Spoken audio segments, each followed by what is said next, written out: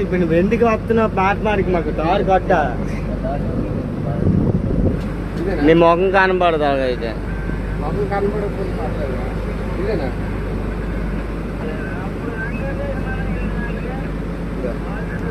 మూడు దగ్గర మూడు బాగా పడుతుంది కదా